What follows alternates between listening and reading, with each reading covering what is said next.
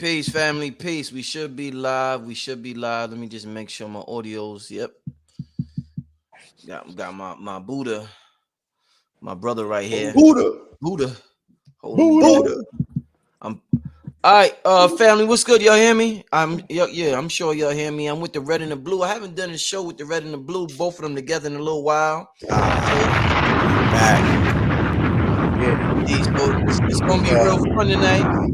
this is Black Extraterrestrials Part 2. Yeah. Yeah. Extraterrestrial. You know what's funny? We talking about the name of the show tonight is When in Rome, Be a Carthaginian.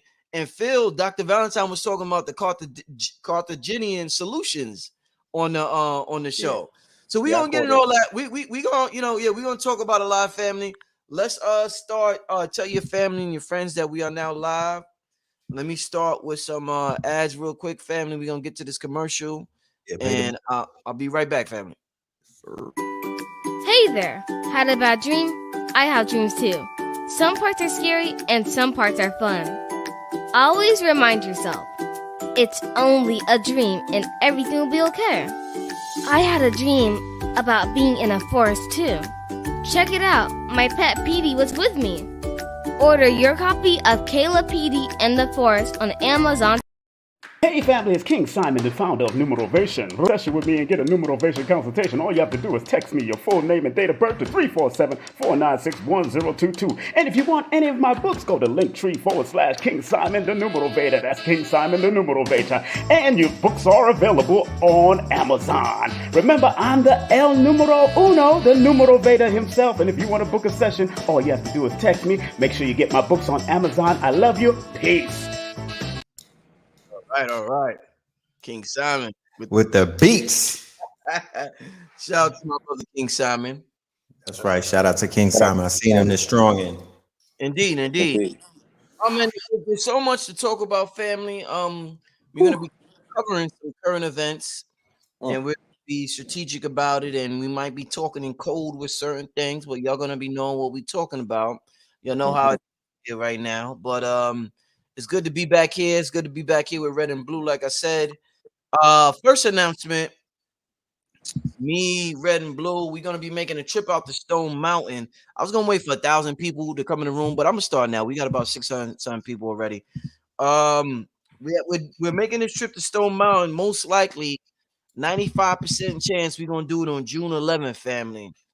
So, for more information to join us on this trip, whose phone is that?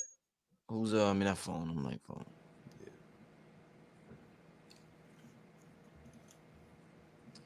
Yeah, oh man, hold up. I don't have the number. All right, give me a second, family. Let me. Damn, it's gonna be hard for me to get this number. Okay, right. So to find out more information about the trip to Stone Mountain, you could text Stone Mountain to 646-760-7806. Or y'all got Blue's contact, Red's contact, my contact. You could just hit us up. But if you just want a direct line, you could text Stone Mountain to 646-760-7806. We're gonna go out to Stone Mountain, do a powerful ritual out there, ignite some powerful energy, and we're gonna do what we gotta do. You know what I'm saying? So once again, if you want to join us on June 11th, family, it's gonna be early in the morning. So you're gonna have to be an early bird to make it. You're gonna have to be an early bird, family. Once again, text Stone Mountain to 646-760-7806. And this is on June 11th. All right, family? And Red has another announcement. Red, did you email me that info? Okay, I see it right now. Yeah, I sent that to you. Tell them about, you got something coming up. Tell them about that so I can share this link. Yes, indeed. Yes, indeed. Peace to the family. Peace to you and yours. As you already know, I've been doing some monumental classes with our good brother Al-Kibalon 44. We are on class number 3. And this class is going to be on Saturday, this coming up Saturday, May the 28th at 11 a.m. in a rising. I love doing early morning classes versus the late night ones. they're a lot more beneficial to the audience and the KTL students and whatnot. So the title of this is going to be called Prophetic Remedies and Celestial Divinity. And as y'all already know, this brother is a master scientist and metaphysician.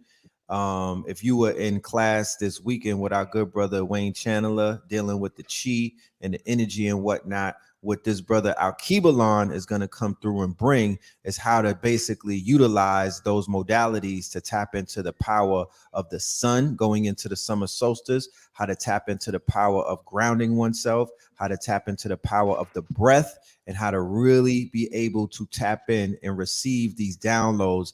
As you can see how he's been demonstrating on social media, where he calls out the number and the color of the quote unquote, not just the day, he'll call it out for like the month. The new color, I believe, is red, and the number is 22 and 99. Keep your eyes open for it, because as the brother is showing in real time, not only is he prophetic, but he has a formula that he's ready to share with the people. All right. So the link for that is in the description, and it's on ktlusuniversity.com. ktlusuniversity.com. That is where you'll be able to get your quote unquote your ticket, and the video will be available in perpetuity, meaning forever. So if you can't make it on Saturday, no worries. If you can't stick around all day for the lecture, it's going to be about 3 hours. No worries. You'll be able to watch the replay. And yes, shout out to Al-Kibalon 44 for being such a master student and keeping that flame lit. Shout out to all of the master students. Shout out to all of the young teachers out there. I was grinning ear to ear watching your show the other day with that powerful panel, you know what I mean? The panel of the gods and whatnot. That made me very happy, because I was ranting a few days before that about, you know, the fact that the young teachers are somewhat trying to surpass or, you know, move around the master teachers without giving them their props or giving them their credit. They're breaking the chain. But thanks to what you've been doing and the fact that you've been tapped in, my brother, I commended you on my show. I've commended you on IG, and I'm going to commend you on your platform. You know, you moving with the ancestors, brother. You know what I'm saying? You blazing the trail. And I'm very proud of you. And, you know, I'm inspired. You know, I'm talking about I'm inspired. Yeah. Nah, indeed. I'm lit. What you said, Blue? Keeping the torch lit. Nah, indeed. I'm thankful. 2022 has been a magnificent year for this channel. I want to read something real quick. Since we starting out talking about the last show, I want to thank once again Billy Carson, Rod Hayes, Dr. Phil Valentine, and Brother Yosef for the show. If you did not see it, family, I advise all y'all to go check out the last show. It was history. It was history making. It was groundbreaking. It was absolutely phenomenal. And there was an invisible energy that took a hold of everybody who participated and watched it. And it was life changing. And my life has changed since that, in the terms of, you know, there's different levels of your understanding of this being an illusion and us being avatars. I feel like after that show, my understanding of my vessel being an avatar is even on another level. You know what I'm saying? So I'm right. I'm deep in this right now. Like I'm so happy that I'm you know, and it's so, shows like that is so good, because we, you know, mental illness is such a topic, such a discussion, and only if people knew that this was just a smidget of who you are, this was just a smidget of your being, right? You know, I had got such a download. Right, I was watching the show like 2 something in the morning, and I got a thunderbolt download. Right, because I mean, there was a lot being said. There was just nuggets. Right, transcendental unlocking of the psyche type of nuggets to help you filter and move through. And I don't remember who said it, but somebody said something, and it elicited a thought in my mind. And the thought was, what if you die in the flesh and you're reborn in your dreams? Meaning that once we leave here and give up our earthly flesh, our robe, right? What if you wake up and you are in an eternal dream? Like the rest of your life is just lucid. Like, and if anybody ever had a lucid dream, you're having those real-time experiences. It almost feels real. And I'm like, yeah, if my consciousness, and this developed, this veggie backed off of a breakthrough that I had looking at the brother Jamal, is what's his name, Rashad? Rashad Jamal. Yeah, shout out to that brother, you know what I'm saying, as well. Because I had got an epiphany when I was watching his show with you. Mm-hmm. And then it doubled up when I was watching, you know what I'm saying, this last panel. So the epiphany that I got when the brother was on your show, I was like, I don't have an age. You know what I'm saying? Like if I'm I'm time unfolding on itself. Right.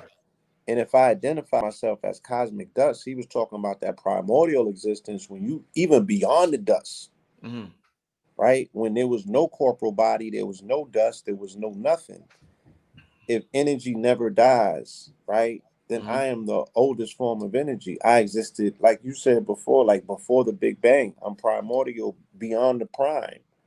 You know what I'm saying? And as well, you can't age my water. You don't know where it come from, and you can't put an age on my water. So if I'm 70, 80% of water and I'm cosmic dust, I don't have an age. I'm just time unfolding on itself, coming back into the consciousness of who and what it was. But I've been here forever and a day. Like they said, there never was a time when man was not. But the trick to that is that man is mind and mind is all. So there was never a time when these frequencies, right, this particular, mental plane, there was never a time when that didn't exist. I'm just here in a spacesuit, in this avatar, you know what I'm saying, passing through this latest iteration of myself. But I had wrote a joint. I said I'm the latest iteration of the most ancient vibration. Mm-hmm. You feel me? Just manifested in this particular lifetime. So taking that concept and then hearing what the brothers were saying, I was like, yeah, like, maybe that would alleviate some people's fear of the inevitable, because we got to talk about that, right? Because that leads back to maybe a lot of what we're going to speak about this evening. Mm-hmm. And that deals with the fear and the light code lockdown, right? Because people were taught these concepts through religiosity about what death entails. You feel me? And then I put a post up yesterday about two twins that was in the belly. That was their only environment that they know was the womb. So nobody ever comes and gets birthed out of the womb and comes back into the womb and tells, you know what I'm saying, the fetus, yo, it's cracking out there. This was going on. They like, nah, it ain't nothing after this. And Mm-hmm. and some of them might even be fearful to go into the outer realms of the outer world and leave the womb because it becomes so familiar. They don't even know that they got a mama because they don't see her. They just see the parameters of the womb and they can't see outside of that. So they're Mm-hmm. led to believe that that's reality until they Facts. are birthed into a new reality. And then they're supposed to be birthed into even a newer reality. So you Mm-hmm. have to alleviate yourself from the fearfulness of the unknown, especially as it pertains to death. Death is a beautiful thing. It's a The road to all. transformation. It's a road to all. You have to embrace it as such. And a lot of us are operating off of our subconscious, which is the 95 percentile of our programming.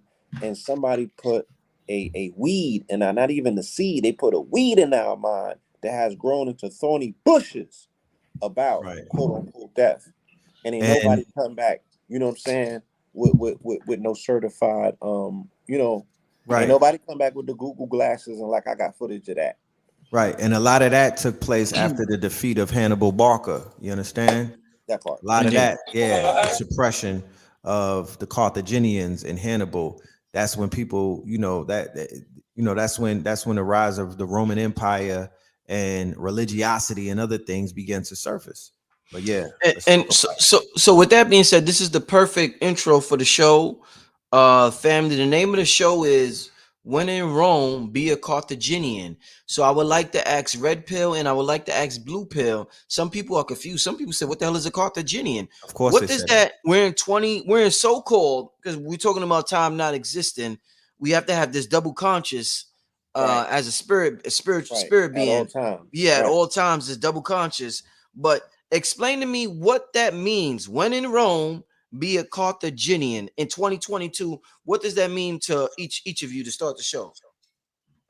Okay. You want to begin? Go ahead, bro. Yeah, Red. So there's a saying that says, when in Rome, do as the Romans do, right? When in Rome, do as the Romans do. And that's basically telling people to acquiesce and to assimilate.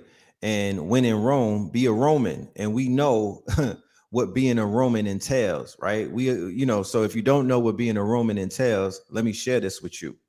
uh the Black Caucus, the lady with the mole on her nose from BLM, right, who has been exposed to being a grave robber. What do you mean, Red?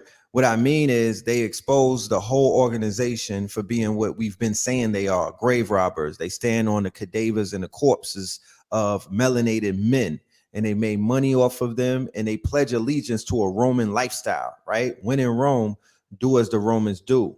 The Black Caucus, when they had the people, when they slayed grandmothers in Buffalo, when they assassinated the inventor, one of the inventors of a the hydro engine for cars and whatnot, and the Black Caucus said that we should pray for them, right? And they also were talking about forgiving the next day. That's when in Rome, do as the Romans do.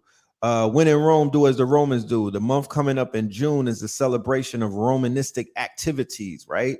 When all of the quote unquote, all of the businesses and whatnot change their profile pictures to be one of an upside down rainbow and whatnot. That's very Roman. When in Rome, it's Roman antics. Those are Roman antics. I'm talking about anti-life. That's Babylon. That's not what we ever stood for. When in Rome, do as the Romans do. You saw the situation that took place yesterday in Texas, where a coward went inside of a classroom, or either the police from Texas went inside of the classroom and began killing those children, because the verdict really isn't out as to who was the one who caught all of those bodies and whatnot.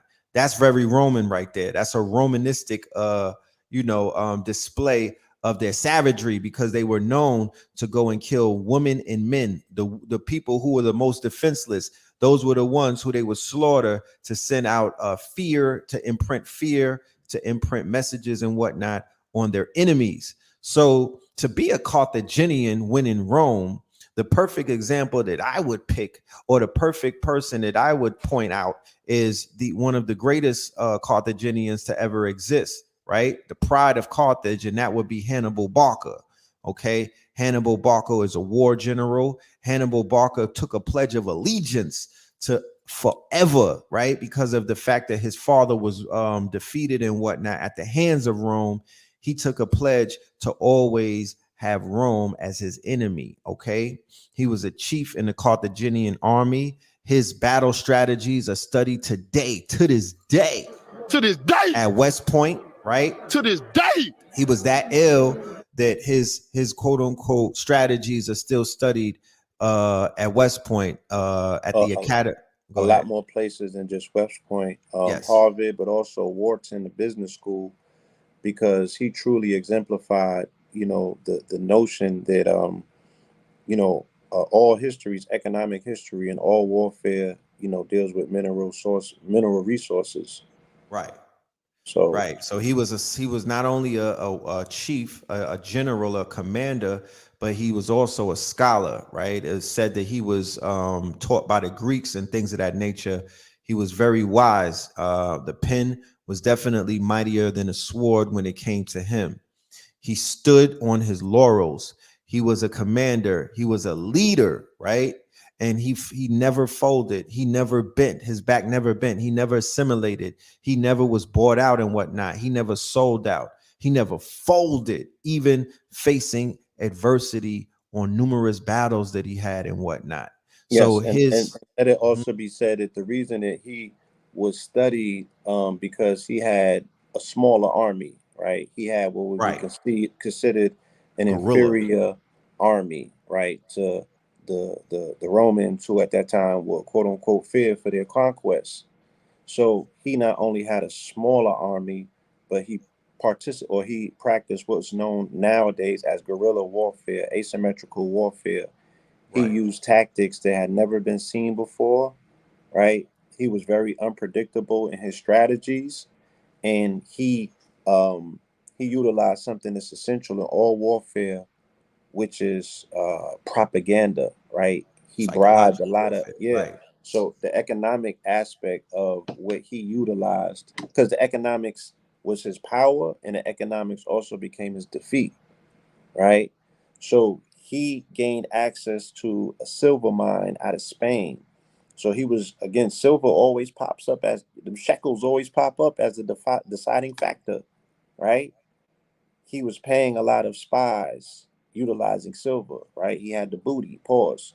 So he was able to um, commission, right, a lot of confidential informants to get him a lot of information that he needed, a lot of insider information in order for him to set up his campaigns and rout his enemies. But once Italy, because they had 3 wars, there's 3 Punic Wars, and these Three wars puny. changed the face of history Those were the forever first world wars, to this day, right? right? Um, so once Italy pretty much, or Rome pretty much figured out, where he was getting the the lion's share of his bread from, they cut off his resources, they locked down the mines, and that ultimately is what led to his demise. He was unable to feed his troops. His You troops, know what I'm right? saying? The infantry, right? He was unable to feed his people, and he was unable to what is it? Yeah, he couldn't bust some plays anymore, right? He didn't have that level of influence. His well ran dry, right? And he was defeated by the Romans. He was not killed. He was exiled. They would not And kill him. Yeah, they yeah, exiled him for they from exiled him, numerous and years. he resorted to mercenary tactics because, again, he had made a pledge on allegiance to always defeat Rome. Always, So he was always. lending Why out didn't his they kill skill him? set. Why didn't they kill him? Respect. Out of, first of all, respect. Second, why they don't kill some of the leaders of today, because you could wind up lionizing them and make them martyrs and whatnot. And there's when somebody is going to war and they are tapped into their spiritual warfare, you have to be careful with how you deal with them and how you handle them, right? Because by doing that, you'll release the messianic forces and whatnot, and the adage of "we don't die, we multiply" will take effect. Powerful. So they'll exile you. They exiled. They've been doing that for a very long time. They exiled, but then they wound up murdering in Haiti, right? When he was, they basically captured him, and then they exiled. Was Toussaint Louverture, right? Yeah. They exiled him as well, You know, and then is they that sent him. No, they didn't exile him. Somebody they else got trapped him, exiled. right? Yeah, Somebody else got Toussaint got exiled, sent to. They locked him up and sent him back to France. He died in jail right? In the dungeons, in the dungeons. Yeah, you know. but their main enemies, who really put that work in, who they admire and respect, they normally don't kill them Facts. out of respect. You know Out what of I'm saying? respect. So Facts. again, to this day, they still study, right, Hannibal Barca and his moves and his maneuvers, His war right? strategies. War strategies are to be studied. It's imperative. They can't graduate without having a thorough knowledge base of this person's strategies. And speaking about him and speaking about these idioms and these dictates and these things that never change when it comes to strategy and warfare. I'll read some quotes because now it harkens also back to Sun Tzu, who was another individual, what I'm saying, who they study and what have you. Um, Hannibal Barca is known once again for coining the phrase, as well as Sun Tzu for coining the phrase, all warfare is based on deception, right? Facts. So now this goes back to the psyops, and this brings us up to date to where we're at today in this conversation that we're having Facts. about people continuously being inundated by psychological warfare and not being able to tell what the difference is. You know what I'm saying? Again, to fight and conquer in all your battles is not supreme excellence. Supreme excellence consists in breaking the enemy's resistance without fighting, right? So Right. the number one technique is to rout your enemy without firing a shot, right? Facts. And this is done through psyops, through psychological warfare, right? Hannibal coined the term, it's better to be feared than to be loved, because he put his routes and his techniques that he was utilizing, he would cause fear in the hearts of his enemies before they even encountered them. They was able to elicit his name and keep their babies in check. They'd be like, Hannibal's out the gate. Oh, right. He was the boogeyman. Wow. It's the boogeyman. He was the big black boogeyman. You feel Right. me? So, yeah, these are things that have never been forgotten for people who engage in some level of quote unquote defense, if you will.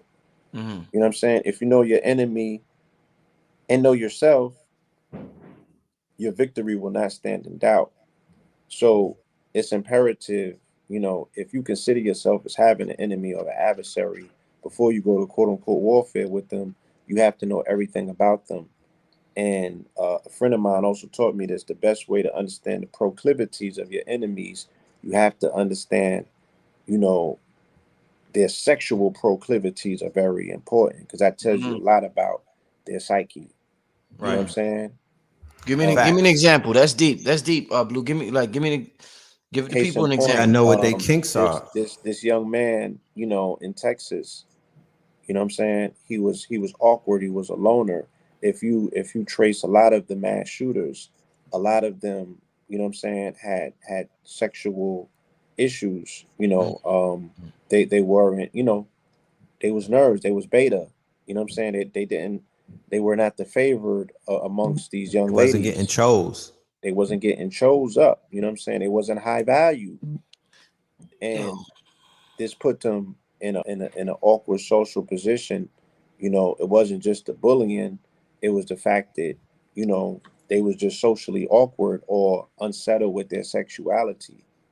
You know what I'm Case in saying? point, You know what's good? Go ahead, Go ahead. I don't mean to cut your wisdom. Case in point, with the Buffalo shooter, he put out a manifesto, and the manifesto highlighted the same thing that Blue was talking about. It was dealing it had everything to do with the fear of a black planet, the fear of the quote unquote black phallus, and the fear of Black Life Matter, right? And I'm not talking about the organization BLM. I'm talking about super sperm. I'm talking about the fact that we have superior genes, and we have this. This is what Frances Cress Welsing was pointing out in her seminal works, the ISIS papers. So the manifesto gets right to it that the European wrote when he did his massacre allegedly in Buffalo, right?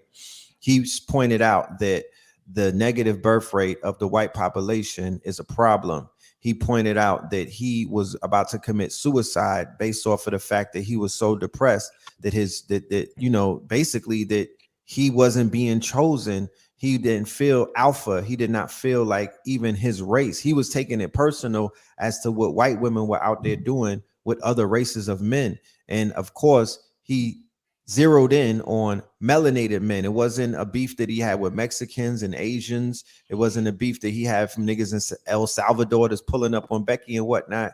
He was focusing on the melanated man and whatnot, and how we are, being how we're adored by their women.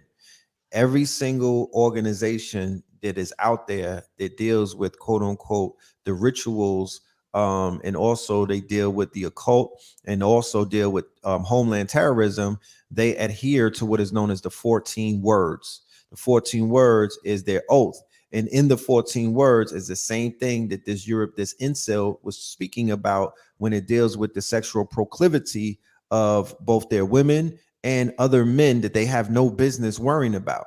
Okay, so it talks about preserving their race. It talks about making sure that their children are born with pure blood. When you put that out, that doesn't point to European men. They don't have to tell their men to make sure that the blood is pure. Who's having the babies? Who's giving birth to the children? It's their women. It's not the men. It's their women. So you have these organizations coming together, and these terroristic organizations coming together. They're not protecting their women because nobody is after their women. It's not like you have to protect Becky or Karen and whatnot. They are committing acts of terror to put fear in their women. This is what happened in Rome with the Carthaginians. This is what happened with the Moors in Spain. This is what happened in the Iberian Peninsula. You understand? This is what happened in the 20s in the Americas. This is what happened in the 1800s in Jim Crow South. This is what happened in the 1600s when they were coming over here. The 1700s when they were coming over here. The 1800s, the 1900s, 2000, and in 2020s. God damn it! Okay, I promise you. Okay, Red. To this day. Okay, Red. Shit. What happened? What They've been happened having to you, problems with their man? women What choosing happened up. to you, man? And What the fuck happened to Red, man? Is it the afro? What the fuck? Might be the fro. let me make I'm one. channeling. Yeah, look at Blue. Blue is coming there. Blue I'm on the coming. road. I'm on the road. Blue's So like, and let me put on the record, my observation has always been that the only thing that changed post civil rights was our ability, right, to drill Becky without the consequences of having to swing from the vine. Right. So she could swing from your rod without you having to swing from a branch. That's the only thing that changed. Right. Hence the fact that they just changed the anti-lynching laws like last year. Right? It was still on the record. So they were hanging people under the guise that they saying, yo, this dude whistled at a woman or he winked at her, right? Or we seen him with her. They were killing these men, and then they were killing men who were successful in business because they're like, look, if we got to figure out who the Becky's gonna choose in this hierarchical pecking order, let's start from the top down. So they're intimidated by your success because your success equals to them her choosing up, right? Right. And for them, it's a subconscious worry. It's them terrified of this impending genetic annihilation by way of the fact that you can breed them out of existence. You know what I'm saying? So they have to put terror in place of that continuously at every opportunity that they get. And the ones that's not getting on, right, automatically they're gonna find them a scapegoat and attempt to hang their coat on your hanger. Yo, it's absolutely amazing how much of an effect your sex drive or your ability to be the man in the bedroom affects every aspect of your life, or I guess with women as well. I mean, when you think about it, like Blue was talking about, these awkward dudes and these cornballs, and then you got people that when the people become cops, they were picked on.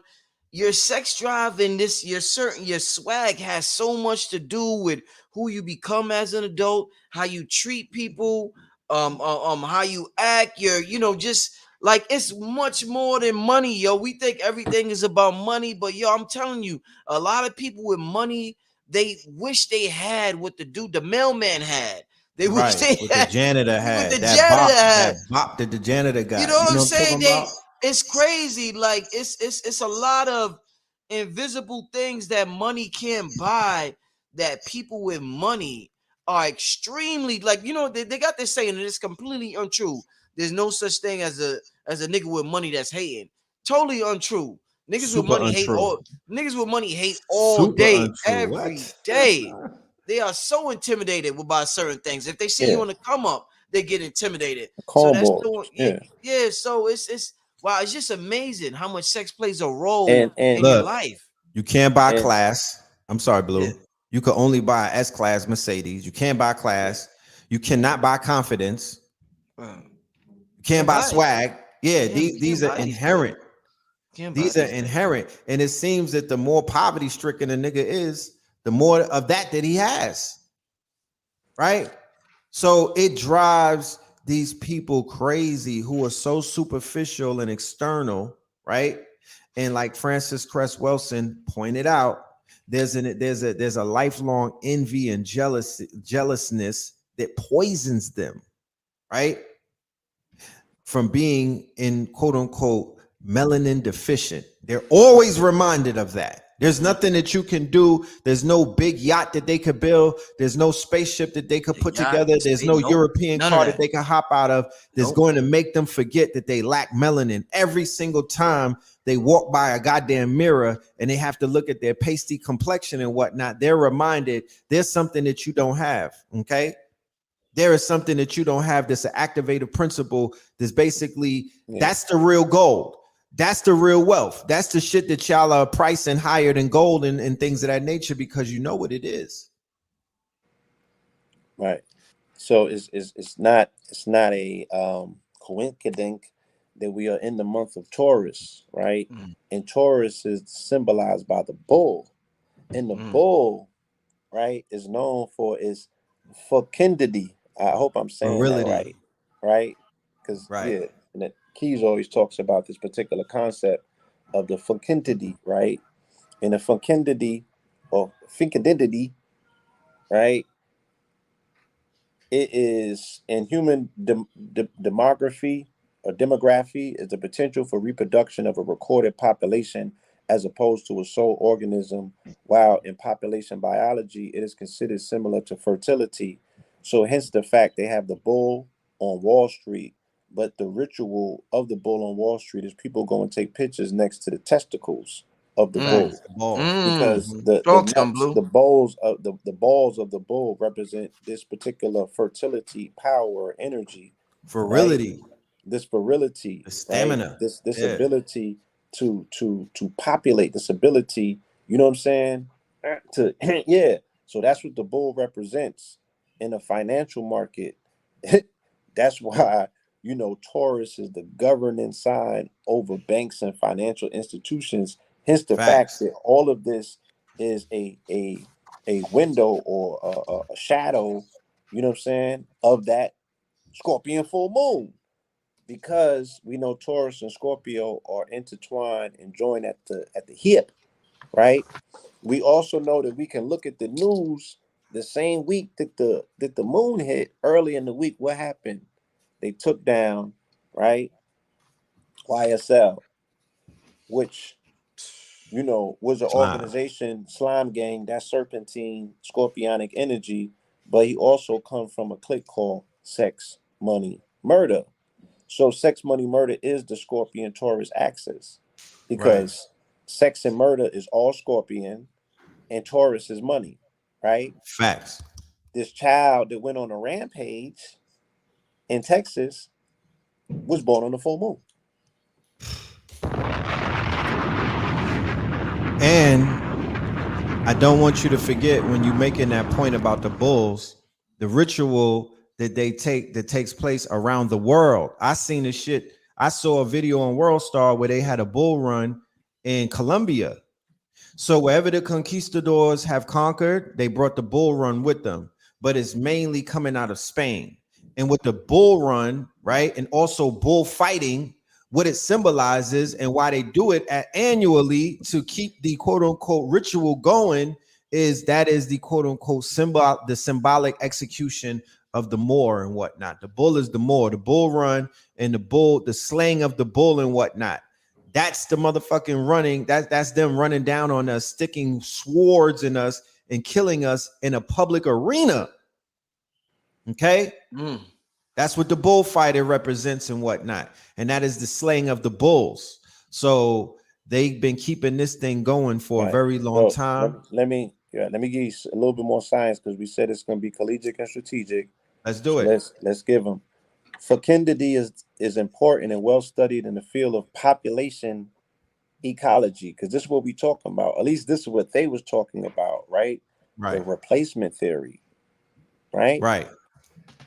Though it is studied from a neutral perspective, fecundity can increase or decrease in a population according to current conditions and certain social factors. For instance, in times of hardship for a population, such as a lack of food or high temperatures, juvenile and eventually adult fecundity has been shown to decrease, right?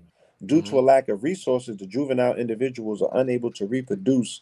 Eventually, the adults will run out of resources and reproduction will cease. Additionally, social trends and societal norms may influence fecundity though this influence tends to be temporary. Indeed, it is considered impossible to cease reproduction based on social factors, and fecundity tends to rise after a brief decline, right? Fecundity has also been shown to increase. Yeah, that's sexual evolutionary biology. All right. So we go to the news and we see an article came out yesterday that says that the U.S. birth rate ticks up 1%, halting a steady decline since 2014, which is what, 8 years? Right. So an 8-year decline just got altered yesterday when this news came out on the 24th. The birth rate in the United States increased slightly last year, ending what has been a consistent decline since 2014.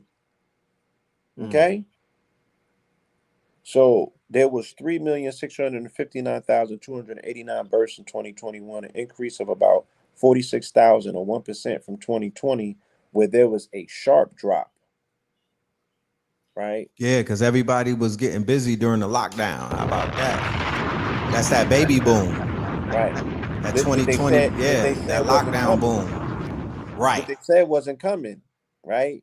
Right. Pause. But it came anyway. Right. Pause. All kind of puns. But yeah, during the initial COVID-19 in the spring of 2020, there was a sharp decline in conceptions that led to births, according to his analysis. Despite frequent speculation that there typically are in baby booms 9 months after blizzards, blackouts, and other one-off events that leave couples alone and bored. But by the summer of 2020, conceptions were on the rise, right? And he was like, we outside. And they was having a hot girl summer. Yeah. Remember, that was a hot girl summer. That WAP had dropped. After what? After this incident that happened on this day 2 years ago, which was on the 2-year anniversary of the psyops of George Floyd. Hold on. Today. To this day. So the ritual that took place yesterday in Texas, where George Floyd is from, the fact that 19 people were quote unquote murdered in cold blood a day before the George Floyd anniversary. And we already know that we're living in the shadows of a psyops because we see how that shit turned our communities upside down. Nothing has gotten better since that day. Remember, we was kind of chilling. We were coming back outside. The Mondim had a few dollars because everybody was stacking their bread and whatnot. We were excited to get back to life and whatnot. We were ready to get back outside. You know, it was wearing off. Remember, it had disappeared. Even Little Baby has said it in his song, whatever happened to CVD, right? It literally went away. And then when the George Floyd thing happened, and what did they do? They wound up hitting us in the heart and they wound up hitting us in the mind. Psychological operations deal with taking what? The hearts and the minds of the people. We saw ourselves in that man. The same way that we saw ourselves in Trayvon, Mike Brown, Freddie Gray, Sandra Bland, and all of the other sacrifices of the PSYOP. So as a result of this situation being sponsored, it was cherry picked and it was sponsored by organizations that have a lot of pull in media and whatnot. They highlighted this situation like they highlighted those other situations because there's been quote unquote 2,500 killings ever since the quote unquote incident with your brother George Floyd. 2,500 situations of police clicking on our people, on the people, right? Murdering them in cold blood. 2,500. So we know that these stories get cherry picked, and the media blocks that they give these stories are purchased by people who are able to purchase media blocks. Because if that was the case, if that was the case, we would have heard about at least 2,000 of those murders, right? But we did not. So as a result of that, we wound up running to the Democrats or the Democrats. There was an uptick in violence in urban America, and the police pulled back, right, and allowed them to start drilling and whatnot. This was right after Pop Smoke gets killed in February of 2020. So his star is rising and whatnot. Drill music coming out of Brooklyn is rising.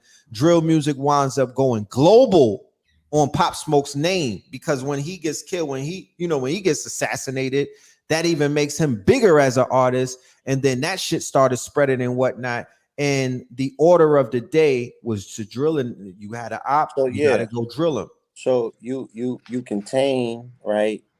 You put the youth with this fecundity, right? In enclosed environments, right?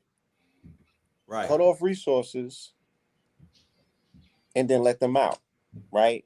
So all of that energy is now bottled up, pent up, right? And they have to express it, they have to exert it. In that day on social media playing disrespect games. Right? And it's continuous, it's back and forth. And you like, when I get outside, I'm gonna see you. Right? You know when I pop out, I'm gonna pop off. So, they beef through the socials. They beef through the socials, right? As them indictments tell you. So let me finish this part. It said, as the unemployment rate dropped and government benefits reached families, and the pandemic wore on, local infection rates did not seem to factor much into people's decisions about childbearing. Right? Still, not all women were equally confident in having a baby during the pandemic. While the birth rate rose 2% for white and Hispanic women's, it declined by 2% to 3% for Black, Asian, and Native American women. Right? The birth rate dropped to record lows for teenagers and declined 2% for women 20 to 24. Women in their 30s, who are more likely than younger women to be married and financially stable, experienced the greatest uptick in fertility. Somebody please get this information to Kevin Samuels. Right. Henceforth, why the conversation about what reversing Roe versus Wade is in front of us right now, because the European is saying hell to the nah. We cannot survive going 20 more years with this abortion shit. It has tanked our numbers. Okay. It has tanked our numbers. We're the ones who are getting the less quote unquote, we're the ones who are suffering the most as a result of this decision. So you have the Supreme Court justices who's, it's been said, they have a lot of ties to that quote unquote to the far right. And we know with the far right and the conservatives and the neocons, they stand on the 14 words. They are the quote unquote front runners of the invisible empire. And the invisible empire does what? It pushes the same thing that they've been pushing ever since Rome was fighting the Carthaginians. Okay. And that's genetic annihilation by way of war, psyops, and other things that they have to do. The word psyops is a little strange to me.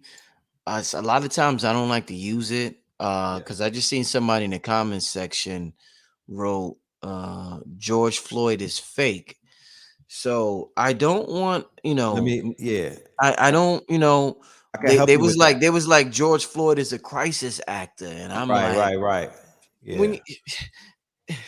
It's crazy because this crisis actor shit is out of hand, because everything is crisis actors until it happens to their family. Facts. But then what happens when it happens to your mama, your brother, your uncle, and niggas around the world is saying, "Oh, it's crisis. That's a crisis actor," and you're like, "Yo, what the?" Then you like realize, we literally buried her. Then you realize how crazy this shit sounds when you be like, so it's like conspiracies going wild or conspiracies going wrong when we think everything is fake, everybody's a crisis actor, right? Everything, every rainstorm, earthquake is fake. We think everything is fake, bro. So it gets out of hand. It's real confusing. So let me clear it up. Let me help clear it up, because that's what this is about. Yes, sir. What people may be speaking of, and where there's a confusion about the definition. They're talking about false flag events, right? Psychological operations is an arm of the military. You know what I'm talking about? The psyops are operations to convey selected information and indicators to audiences to influence what? Their emotions, their motives, their objective reasoning, and ultimately the behavior of governments, organizations, groups, and individuals. right? I'm gonna put that on Instagram. That was one of the best Thank you. breakdowns I ever heard. I'm gonna put that on Psychological Instagram. operations Yes, are sir. operations to convey selected information Yes, and sir. indicators to audiences, right? The theater of war, to audiences to influence their emotions, their motives, and objective reasoning. Okay, and ultimately the behavior of governments, organizations, groups, and individuals. Even more. So, That's and, it right and there. remember, You got it. That's it right there, there's Red. white psyops, there's gray psyops, and there's black psyops, and they Yeah. all involve the media's hands in that play and whatnot. They've toppled governments with the quote unquote what is known as the springs. Remember in Egypt it was the revolutions. There were the color revolutions, the orange revolutions, the yellow revolutions, all of these springs and whatnot. Every single, even in the Ukraine when they toppled their government 4 years ago and the Nazis took over, it's all psyops. It's all psyops. That's what the CIA. Yeah, it says various techniques are used and are aimed at influencing a target audience's value systems, belief systems, emotions, motives, reasoning, or behavior. Right?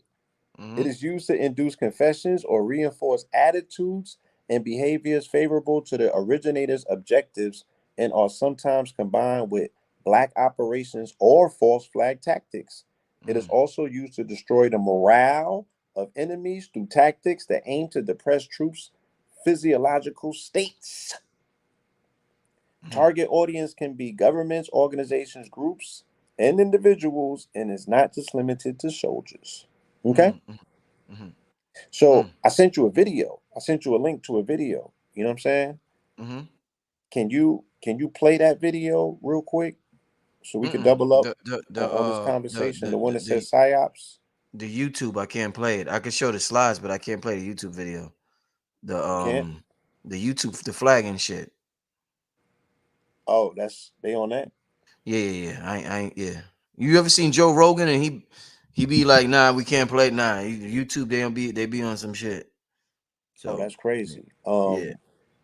Yeah. They have flagged. I played that on my show, Blue, and for like 2 days, my video they took that down. Yeah, that shit. And it was like no appeal. I had to they ain't let you appeal. They said no appeal. I had to go under a tree and do a meditation. The day of Buffalo or the day after, the military, right? The psyops arm that division, military, right, put a 3-minute video out, right? A recruitment video. They look like a movie trailer, saying we on your helmet. It was upstairs, yo. I promise you. It was. I thought it was Purge 6 or something like. It was upstairs. Even veterans is like, why would they do that? In this climate, why would you insinuate that you are going to war with the American public utilizing psyops? Because who else they talking about? Or you are bringing Americans into a war globally by utilizing psyops in other regions, right?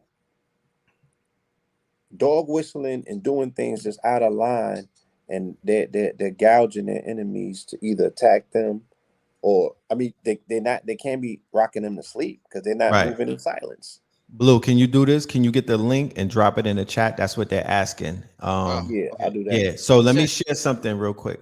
He sent it to me. I put the link. Okay. Yeah. So this is what it is. This is why a psychological operation is. That's why I'm identifying Buffalo as a psyops, right? Based off of the definition of what we've been breaking down and reading, it's basically them controlling the narrative, amongst other things, right? And them being able to affect what? Your emotions. And how do they have our people in the palm of their hands? By our emotions. How have they, quote unquote, retarded this whole movement? Through fear. Fear stagnates, right? Fear even affects your health, okay? By the releasing of cortisol and things of that nature. Fear is why people have pre-existing conditions prior to the quote unquote pandemic and whatnot. That's being inundated with these quote unquote lynchings, right? We're watching Faces of Death online, and these are people that are known as hashtags and whatnot, from Trayvon Martin 2012 in February during the All-Star game, right? Up to today, we've been inundated back to back to back to back. Freddie Gray, Kamani Gray. I call it the color wars because a lot of them have Mike Brown, Sandra Bland, you know, Philandro Castile. You feel me? These are all psyops. These are all Dylan Roof, and when he killed Senator Pinckney and 9 and 8 other people at the quote unquote in South Carolina, in Charlestown, right? That was one of the biggest psyops, you know, dealing with them and whatnot. The Waffle House shooter. I mean, I could go on for days, y'all. And the fact that it's a rinse and repeat cycle. That's the fucking psyop. They got the meme going around social media right now that's basically pointing it out. Shooting, praying, forgiveness, reconciliation, do it again, right? There's like it's a circle, and that circle is the circle that they've been utilizing. That's the Hegelian dialect, and that's the psyop. That's a programming that they've been utilizing on melanated people and ramping it up. It's the game theory. Yes. It's the game theory. And that game theory has desensitized us. It has dehumanized us. It has people looking at death where they don't even even see it the same. It's not even sacred to them anymore. And they put people in a place of fear to whereas they feel like their hands are tied behind their backs. They feel like they cannot serve any type of justice outside of the justice system. You know what I'm talking about? They don't believe in slat.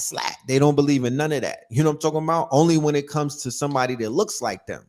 Because Zimmerman is still walking around. So subliminally in the minds of the people, he's untouchable. This nigga's bulletproof. Right? It started with him because we didn't go through psychological operations in the 60s and the 70s like that. You know what I'm saying? You know what I'm talking about? They was able to clear things up because they knew how imperative it was to not allow certain things to fester. Right? I want to, yeah. So I just wanted to share. I was really on my soapbox when the situation in Buffalo happened during the Scorpion blood moon to tell the networks that I'm connected with, please, whatever you do not try your best. Be an observer. Don't put yourself in the supermarket. Don't watch the video. If you're not equipped to be able to break down the manifesto, don't read it. Don't give this shit your energy. Fall back, because what it's going to do is going to feed off of your energy, and then we're just going to see more massacres and more massacres and more massacres and show shit. The minute the Aries went into Mars yesterday, we see what we see in Texas. Right? And when we say energy, I want to interject. When we say energy, let me just say this before I ask the next question. When we say energy, I really needed people to understand that. And Dr. Valentine, the video they took down from the brother on my channel, when we say energy, it's really your emotion. It gives off such an invisible energy, an invisible imprint, an invisible vibe that not only when we say the deep state, an invisible food. A plate. Emotional shit. It's a plate. Blue, there you go. Emotions are invisible food. God damn it. This motherfucker. Y'all don't know how you see. That's a breakthrough. Y'all don't even get that yet. But listen, Luciferians, they eating. The fourth dimensional entities that these niggas got bosses. The Vatican got bosses. The Pope got bosses. We fourth dimensional beings. We playing on a third dimensional chessboard. Motherfuckers that's not even in this dimension feeds off this food, this invisible food. So y'all got to be real careful about what y'all do with the emotions. Let me make an announcement real quick because I said I was gonna make this announcement when we reach 2,000 and we got about 2,200 people in the chat. The panel that I had the other day with Dr. Valentine, Billy Carson, Rod Hayes, and Brother Yosef, I'm about to have a female panel with the queens. Yeah. So y'all the first ones to hear it. On Black Magic 363, the female panel will consist of Sister Myra, legend, Queen Afua, Oh, Legend. Aquarius Maximus, Oh. and Vicky Dillard. Woo! Yeah. It's fire. So the name of the program is BMF, and BMF stands for Big Mama Frequency. We dealing with this Big Mama frequency. Yeah, we dealing with this Big Mama frequency. It's going down on Black Magic 363 on June 6th. That's not this Monday, not Memorial Day weekend Monday, but the next Monday. Mark your calendar. Tell your friends, family. It's going down. Vicky Dillard, Queen of Forward, Sister Myra, and Aquarius Maximus, June 6th, 9 p.m. Right here, family. Black Magic 363. 6622? 6622. No, it's 666. Because 2022 is a 6.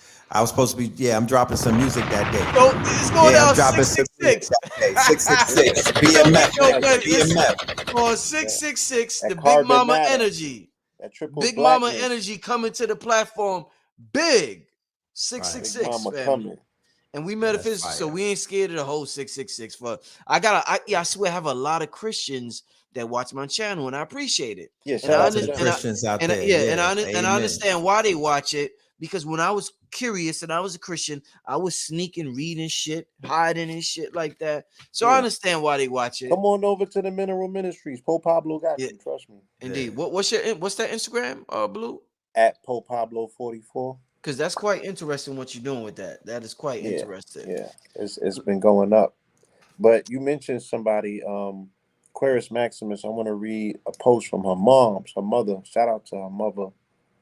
Right, I saw her over the Strong In at the Malcolm X Fest, and she wrote this today. Folks were triggered by the eclipse that happened in Scorpio, that happened on the 3 of Diamond. This young man's birthday was that day. This is the 8th house, Pluto.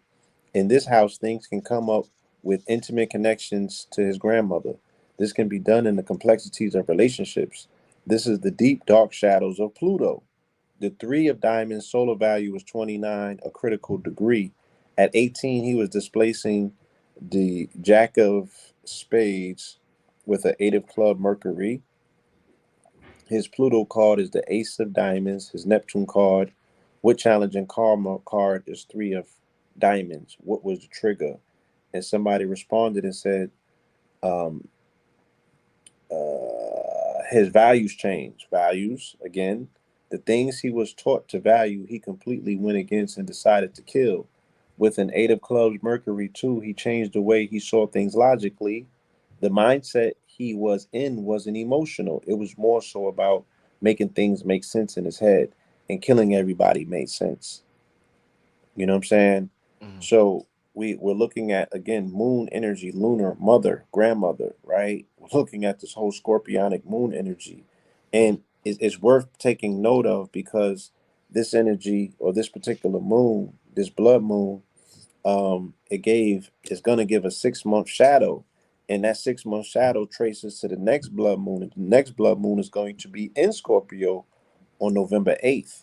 So they again, if you don't dissipate this energy and get between it, you're looking at a bridge building, and you can almost set your clock to the fact that, again, if we're not intentional and conscientious about jumping on these particular days and phase conjugating them with ceremonies that are of higher energy orders, they're always going to be utilized for ritualistic purposes. Somebody has to use the energy. It cannot go unused. And yesterday was the 144th day. You know what I'm saying? And they did this on the 144, tying into that blood moon. And I'm like, bro, Aries, I know what I'm looking at. Mars. Aries went I told y'all after the Super Bowl, I said will be blood. And then Elon goes and buys Twitter for $44 billion, or attempts to, and that's all he's been saying ever since. There will be blood. There will be blood. So I'm like, what are they reading the post, or they just channeling this information and this energy? But nonetheless, man, these.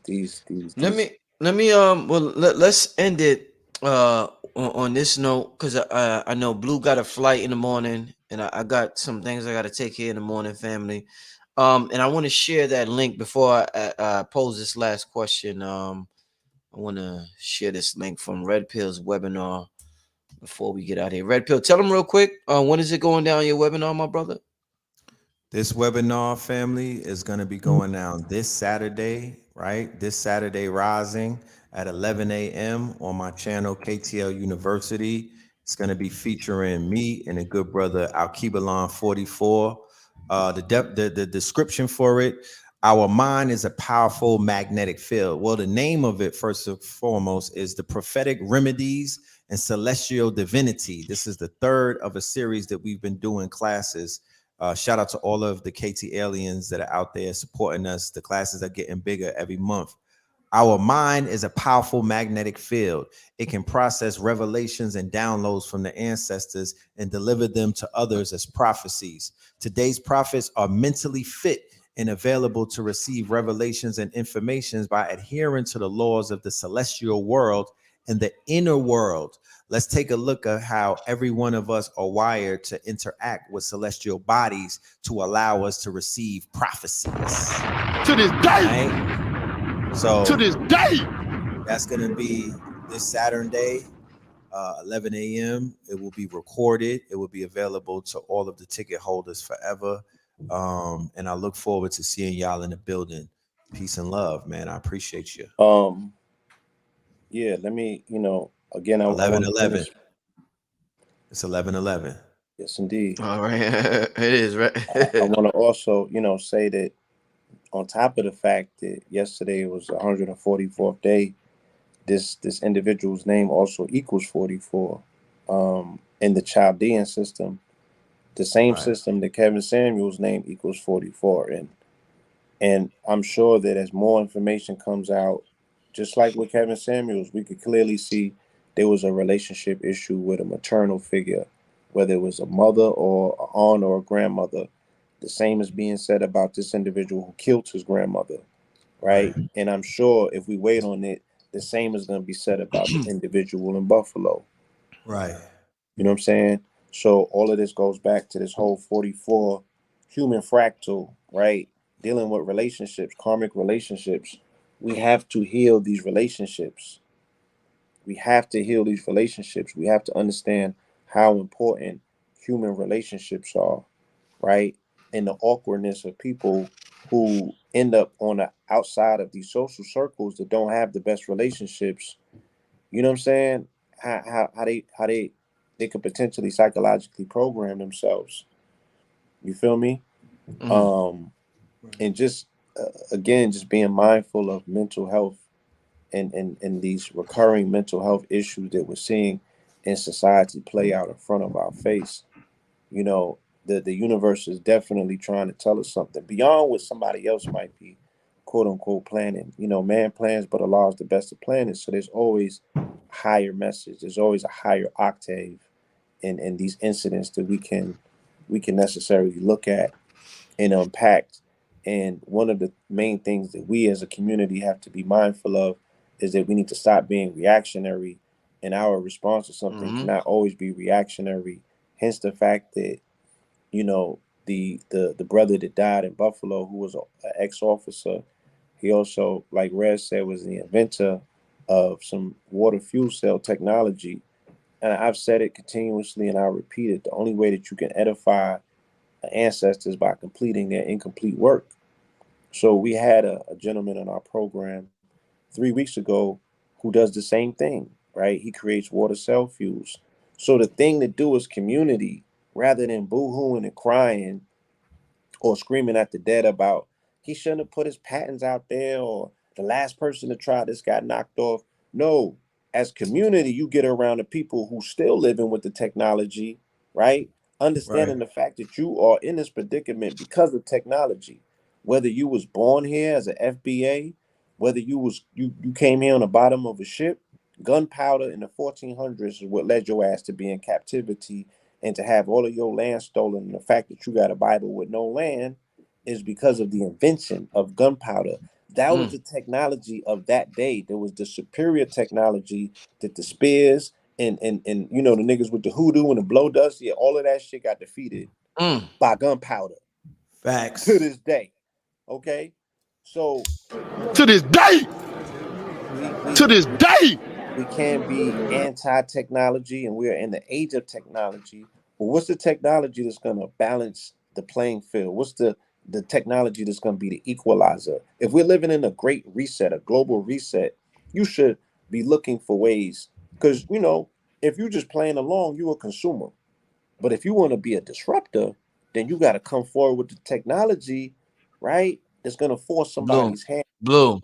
I'm gonna go out on a limb and I'm gonna say the same way.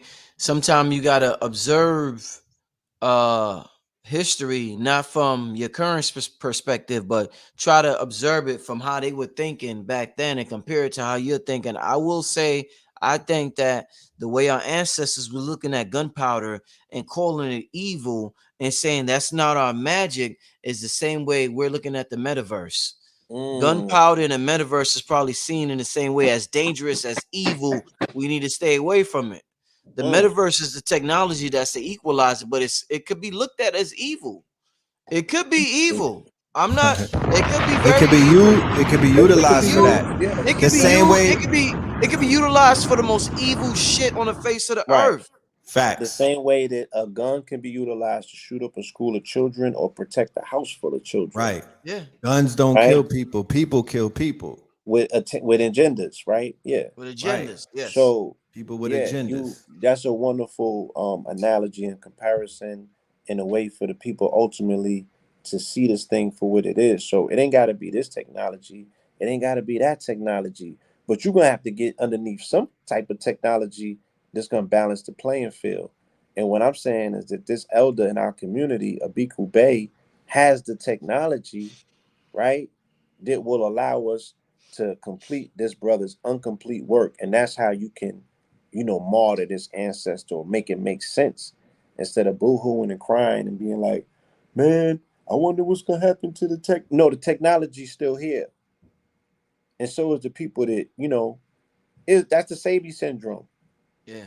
Oh, the government killed Sabi. So you're not concerned about the people that Sabi left is still utilizing the same herbs and methodology he No, used you to niggas is heal? alive. They don't care about you. You gotta be Yeah. dead. You You gotta know be You that. gotta be dead. dead You know the Gotta be in routine. dead. order for this No, community you to see alive, you. Blue. You gotta be in the Nigga, clouds. you They can't alive, see nigga. you eye level. You Fuck gotta you be alive. floating. You gotta be a spirit, and Oh. then you'll be received, respected. You know what I'm saying? Or worthy for review. You think You gotta Hot be on 90? niggas' altars. You think Hot 97 will be playing Pop Smoke if he was alive like that? They play a song every 10 minutes, my nigga. A word? They want to be playing that if he was alive like that. They Not like wouldn't be. that. Not like that. Not like that. Nah, he gets heavy roll. No, he Not gets like Yeah. heavy rotation, my heavy nigga. That roll. rappers get Heavy better rotation. promotion. Yeah. Yeah, rappers get better promotion. This is a deaf So, culture, and we are necromancers. We so, necromancers. so, Our so, people so, are not. So you might Especially, have to fake your death one day to get your yeah. cash app popping. bro. No, nigga, if I did that, let me see. Oh, hold on. Let me see. Let me see my last For like cash Lambo 2 app. money. days. For like 2 The days and Lambo whatnot. money. You're like, oh shit, this nigga resurrected. Your cash app be lit. You'd be like, shit, well, thank you. My phone had died. I didn't know They be nobody like, was send This it my listening. back. last cash app. Let me show y'all my last cash app. This is my last cash app. So I don't know if I'm gonna fake my death, but Damn, son. If you went to the pump with that, what would you get? I'm not trying to. I'm What not would trying you to get? make it. Again, But I'm not trying to make a joke. I'm just saying. we cutting it short tonight, but I want to have a I'm just conversation saying. about value, right? Cost versus value, and the fact that our people know the cost of everything but the I'm not value of fake my death. nothing, right? So I sat in a master class the other night, a master class, right? And people don't even realize the type of magic it took to pull that contingency together and hold it in place, right? The way in which you was able to hold like this, like infinity stones, and create all kind of reverberations through this universe that's still rippling. The energy was so high they had to do a psyops the next day, change the conversation. But you niggas only got $1 to value that level of demonstration of unity, and everybody else on YouTube is doing the goofiness, and no one's coming together showing unified, you know what I'm saying, feels and fronts, There ain't no strength, right? no But power you in can't that. honor that. That's what I'm Right. saying. But people supposed to be sacrificing and putting things on the line for the quote unquote people.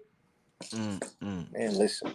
So let me, and I appreciate the person that sent the $1, but I was just trying to make a point as to, what they was talking about Cash App binging. So that's just, the level of donations I received. So I just wanted to, it was funny. But I do appreciate whoever sent that, Good looking. Yeah, good looking, my guy. Right. I'm trying to keep a straight face. So let me reiterate again. In Good. Rome, the way to be a Carthaginian is you move asymmetrical. And the way that you can neutralize and make sense of what's going on is to embrace the things that's in front of you that you value, right? The things that are not being looked at as quote unquote value that may be overlooked. That's where your fortune, that's where your opportunity lies. There was something else that Sun Tzu said that I want to catch and put on record. It was key, Give me 1 second. He said, if the enemy leaves a door open, you must rush in. Right? So we have to take opportunity of every single situation. So the fact that brother, he transitioned, rest in peace to him. But now that conversation has become a global one about his technology and what he used to do. At the same time that the Davos Summit is taking place. And these people is laying their plans out. Like, consider yourself, figure it out. I can't lay it all out for you, but figure it out. Right. It's things that's laying on the floor that you can pick up and get busy with. You know what I'm saying? Figure it out. Right. And I'm not advocating you to do anything weird out there. I'm saying that you can compete, right, in a technological sense and maximize your competition. If you rise to the occasion and just be the greatest version of yourself, that's how you make it all make sense. You feel me? Go against the grain. Refuse to lay down in Rome and be a goddamn Roman doormat. Stand tall and keep these people confused. Swim upstream, go against the grain, stand on your laurels, right? And you will be in Rome, but not of Rome. There's no honor in being Roman, my niggas. But go ahead, Rich.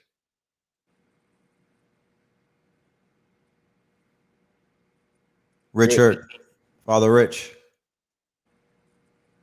You felt? Would you have an Al Roker moment? Yo. Did his screen freeze?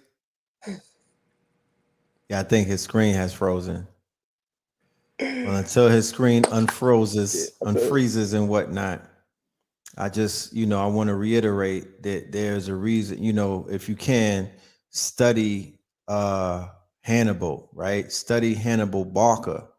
It is imperative, especially with there being a war going on outside, a psyop war, and even a war going on inside. You know what I'm talking about?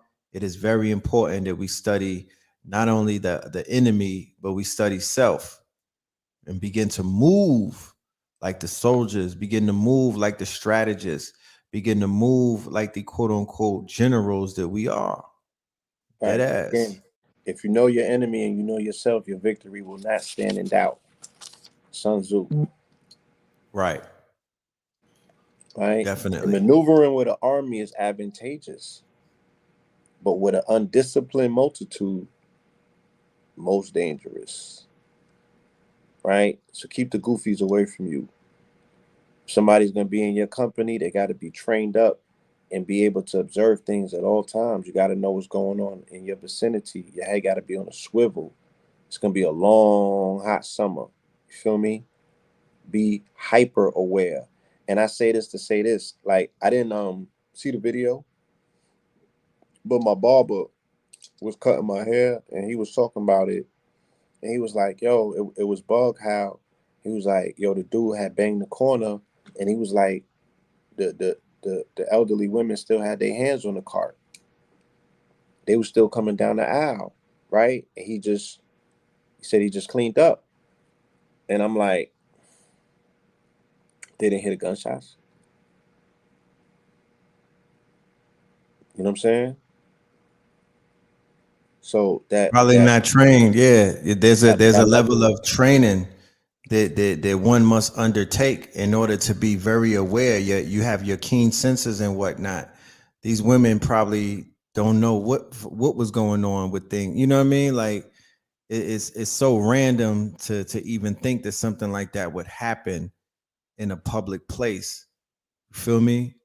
That, you know, man, like I said, I'm not gonna watch that video. I'm not. I'm done with watching snuff films. Right? I do not want to do that to my psyche. I'm not engaging in that type of psychological warfare. It will do nothing for me. But what I will do is I will call for the justice of those souls. I will call for the martyrdom of anybody that's wrongfully taken off of this planet by you know who. So like Blue said earlier, there's no power in being reactionary. We want to be more proactive. I remember seeing Professor Griff a few weeks ago, and I inquired with him, how's your training? Because I know that you're doing defense training and quote unquote survival skill trainings out in the woods in Georgia. Then he gave me a look like, you know, it could be better, right?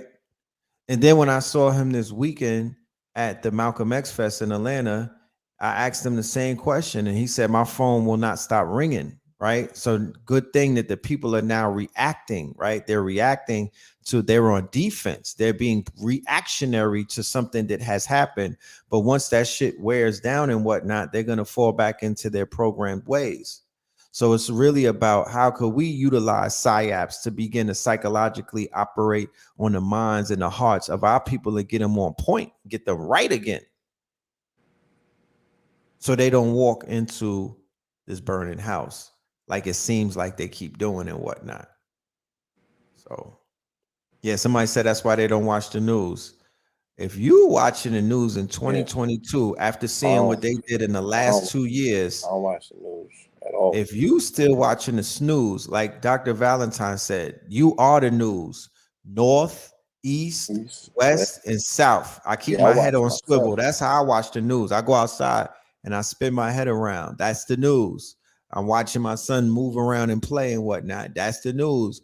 I'm watching my wife walk. That thing is thanging. That's the news. You know what I mean?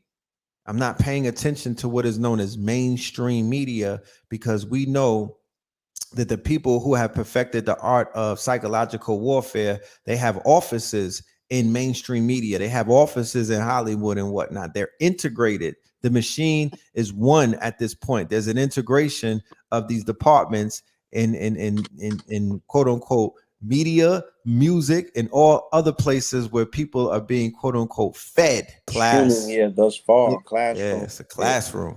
This year will go canonized in history. It's gonna be encapsulated.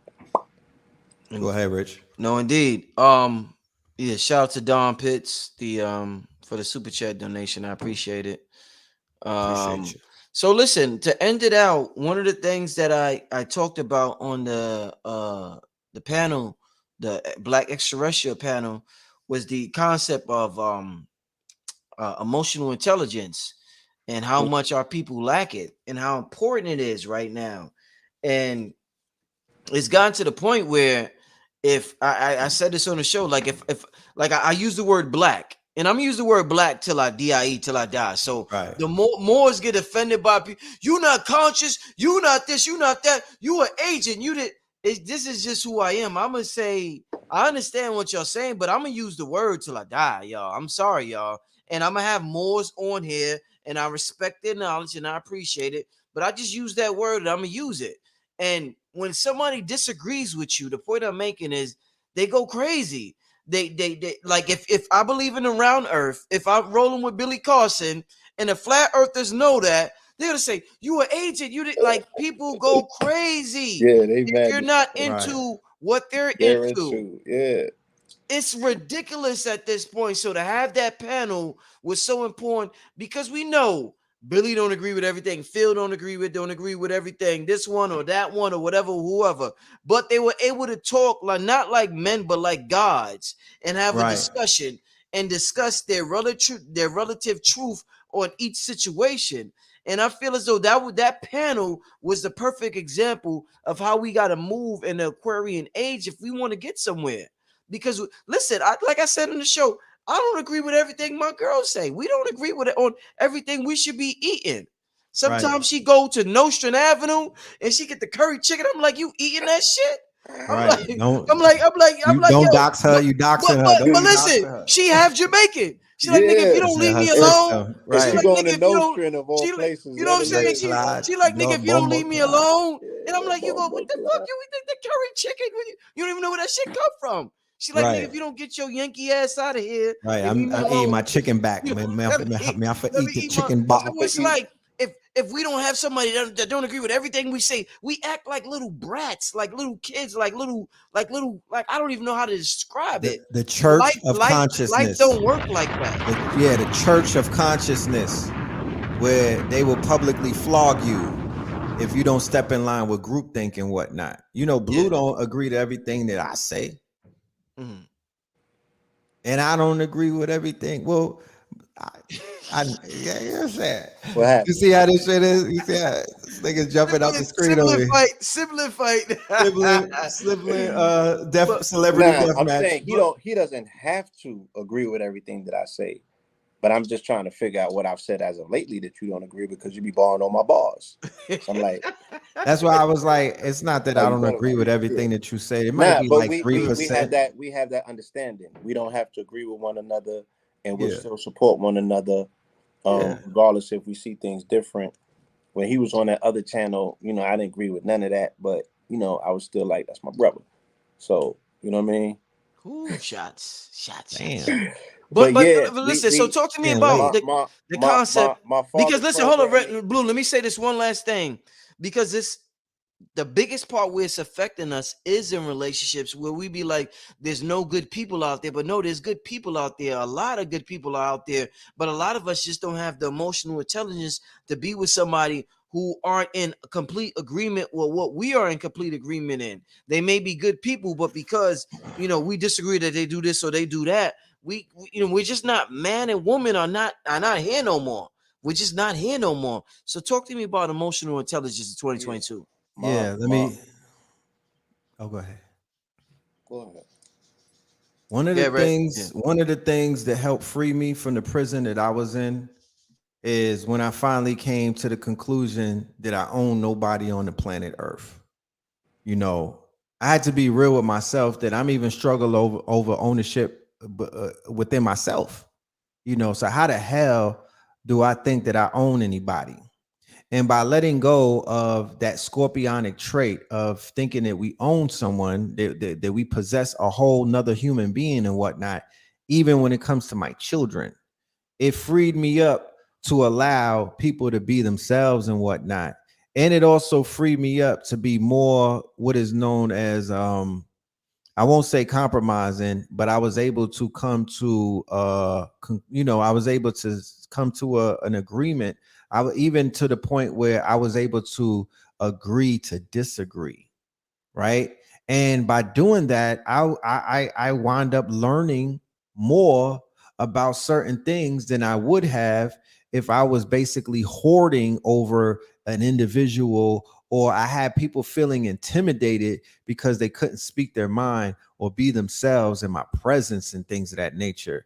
So I've actually humbled myself, and I don't like using the word humble because of that etymology. I've actually, come to terms with myself and whatnot, and I've allowed people to be their true selves, and I've allowed individuals to express themselves. And I'm always looking for the lesson, even in the L's that I take. You understand? There's always a lesson because I don't want to repeat it.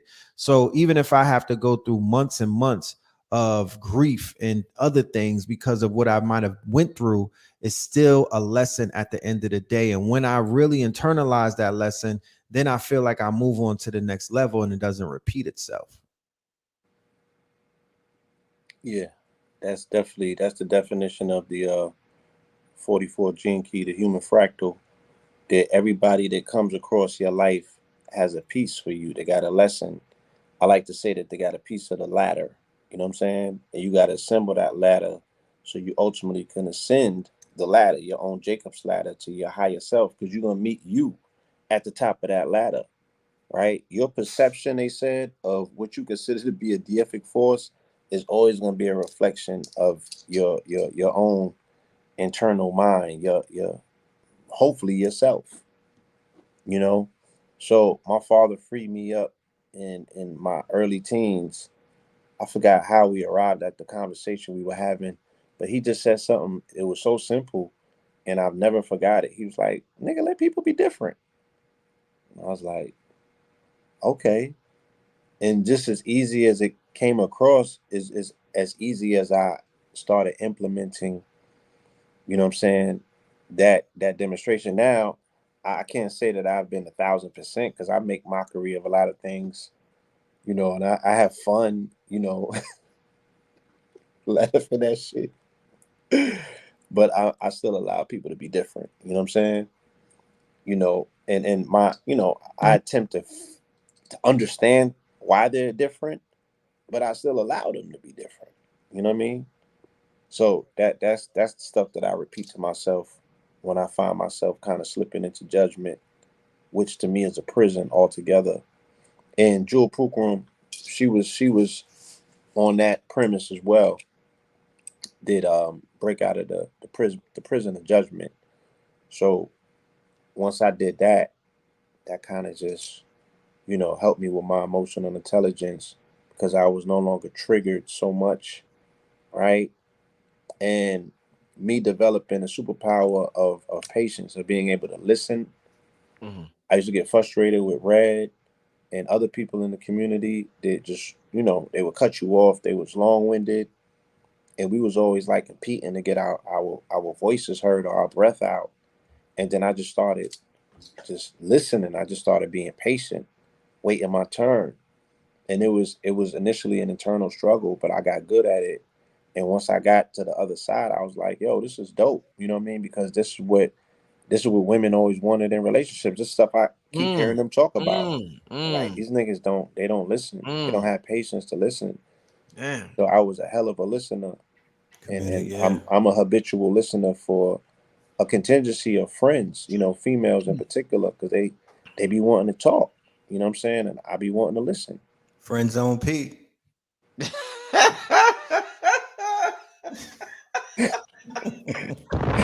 To this day. But look, To this day. and then Yo. but then Yo, Red, why you hit him with that, Red? I'm sorry, family. I'm sorry. Go ahead, Blue. Oh, man. yeah, somebody got to do the listening. You feel me? You in the friend And That's right. zone. as much as you want to explain it to the brothers and Oh, help train man. them to it, it's something that what I mean. It's just not that adaptable.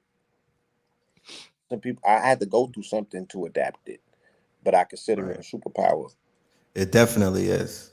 And then Don't take me serious. Friend zone.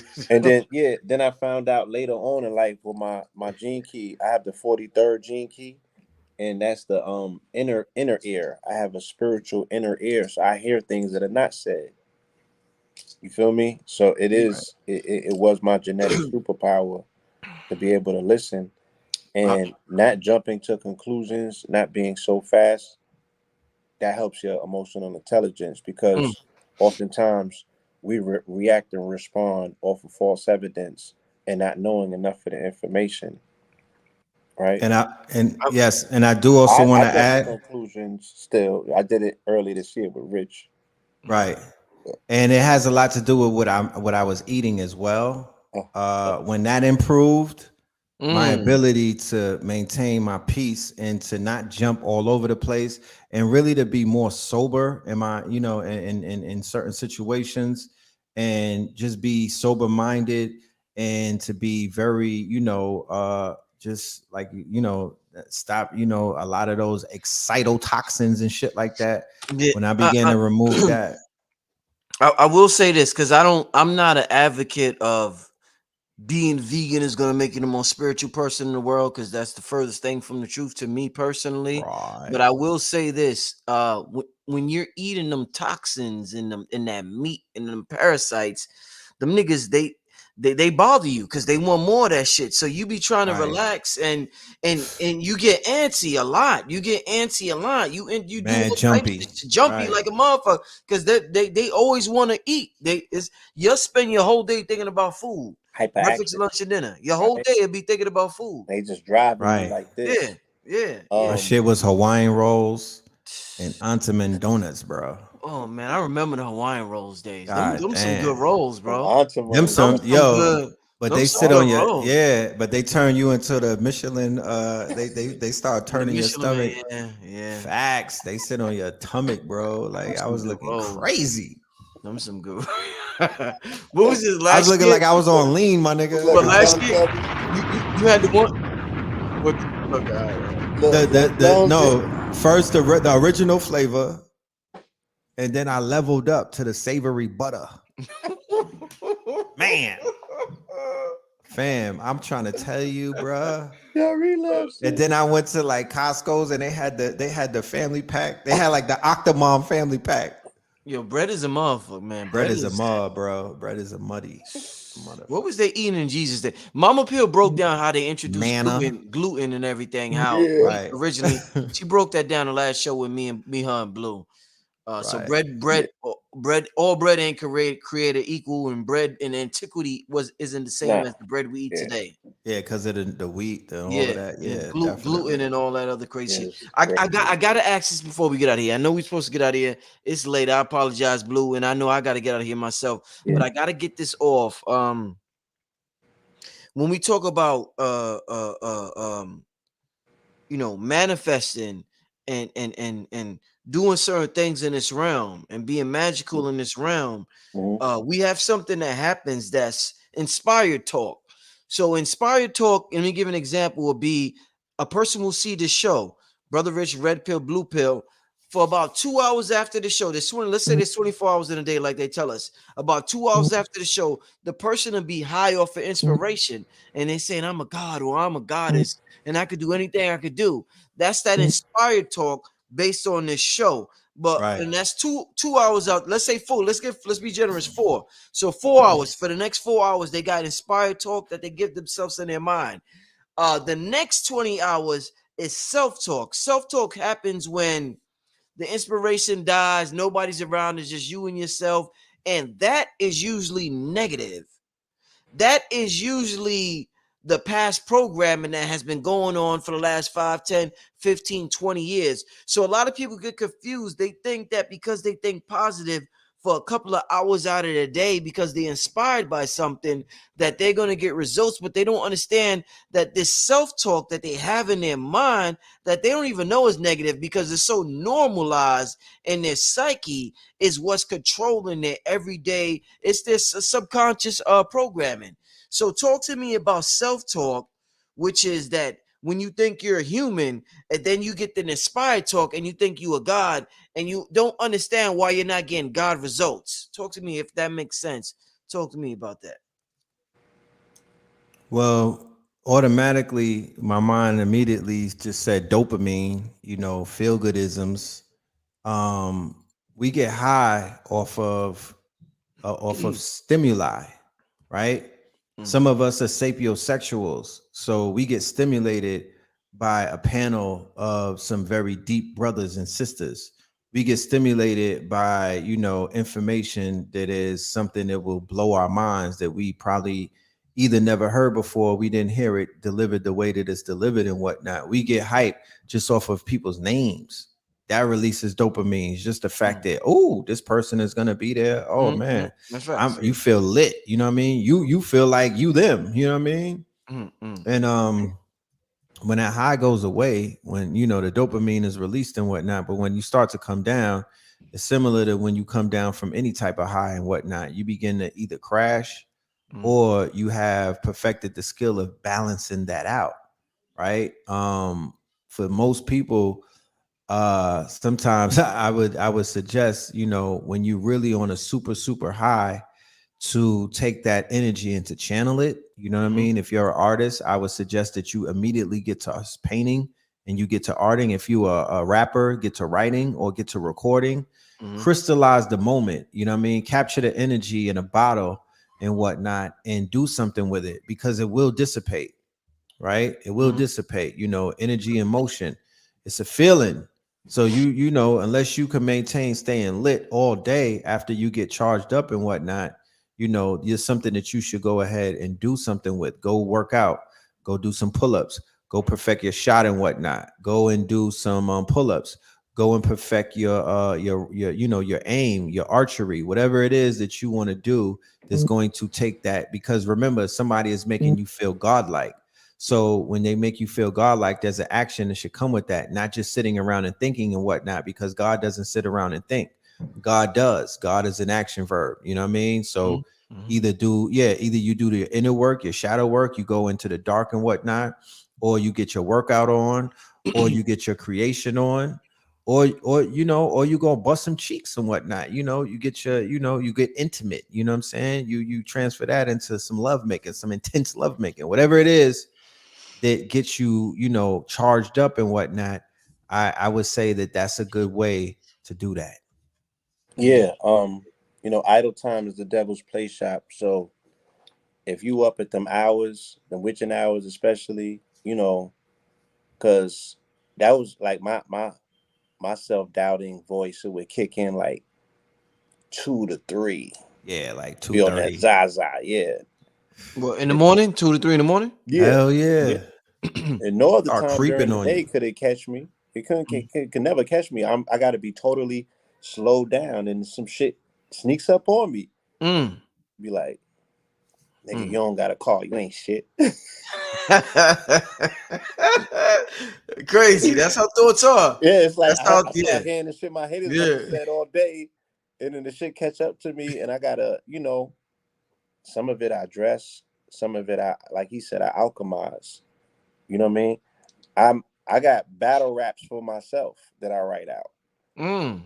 Like if I was the evil me trying to destroy, you know what I mean? So I'm like, I done said the worst shit I could possibly say about myself. And you get it out all out already, and it's like, what's gonna phase you after that? You gotta draw all that stuff out that's popping up in your head. So you could look at it and analyze it and say, is there any truth to it? And if you're honest with yourself and there's the semblance of it, then that's the stuff that you got to work on, because what's happening is your subconscious programming, which runs 95% of your person. Now that's catching up. Now that's coming to the forefront. Your 5% that you run off all day, that's the shit that they like, yeah, go out there and, believe what the world tells you. But when I get you alone, I'm gonna tell you what I think about you, nigga. And super facts. and you gotta It can work be on it. haunting and taunting. Yes. It could be Yes, it can, Red. taunting. Yes. Yes, it Right. can, Red. Yes. You feel me? Especially if you got the wrong weed too.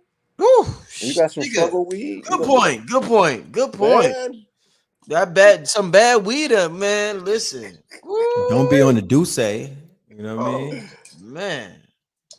Yo, I never felt that on Douce. I never felt that on the licks. The Yeah, will licks have me don't do it for me. The weed does. Yeah, The weed will have you superhuman. thinking some crazy negative thought. Yeah, and Lick can make before you I act a crash and feel fool, negative, I'll go to sleep. Right. Off the licks. It be that the but trees. weed, You know what I'm saying? Working Zaza. the neurological, psychological games on you that you gotta address and be like, what? Nigga, what? Word. And then sometimes I'll get a download. It'll be my big homie voice. Like, oh, I'm ignoring it. And my big homie's like, nah, we not finna do this. Yeah, Like, clean this room up, dirty nigga. Like, the big stepper this voice shit is about out to of come order. step. Like, yeah, I get a chin check, and I gotta respond to that.